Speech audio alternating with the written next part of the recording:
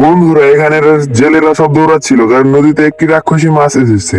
তারপরে গ্রাম প্রধান সবাইকে ডাকে, যে মাছ ধরতে পারবে তাকে 1 লক্ষ পুরস্কার দিবে টাকা। তারপরে হালকি বলে আমি ধরবো। তারপর তার বন্ধুকে নিয়ে নদীর চলে যায়। নদী আবার এদিকে সবুজ হালকি বলে আমিও ধরবো। তারপরে তো এই লাল হালকি তার বন্ধুকে নিয়ে সমুদ্রে চলে যায়।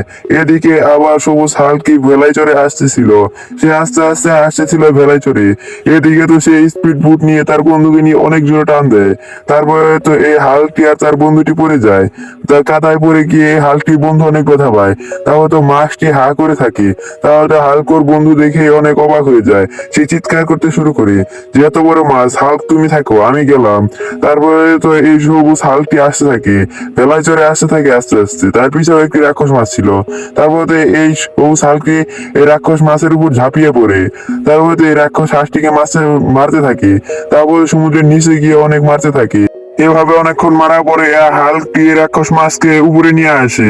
তারপরে তো একটি ঢেল মারে কাদার উপরে।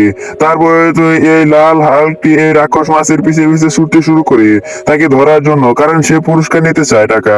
তারপরে তো এই রাক্ষস মাছটি এই হালকর বন্ধুকে খেয়ে নেয়। তাহলে সে একটি লাইট জ্বালে, কিন্তু তাও কাজ হয় না। তারপরে তো এই সবুজ হালকি এসে তাকে টেনে বের করে।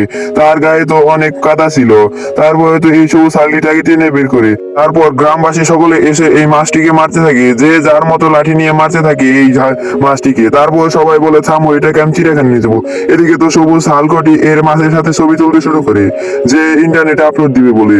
তারপর হালটি এসে খেলতে থাকে। তাও সবুজ হালটিকে গ্রামবাসী 1 লক্ষ টাকা পুরস্কার দেয়, কিন্তু সে এটি নিতে চায় না। তারপরে এই বুড়ো লোকটি তাকে দিয়ে দেয়। তারপরে তো এই হালকি নিয়ে সবাইকে দিয়ে দেয়, যে তোমাদের নতুন জাল কিনে নিও, তোমাদের জাল তো মাছে ছিঁড়ে নিয়েছে। অবশ্যই বন্ধুরা, এই বন্ধু ভালো লাগলে লাইক সাবস্ক্রাইব করো। তারপরে তো হালটি রেগে যায়।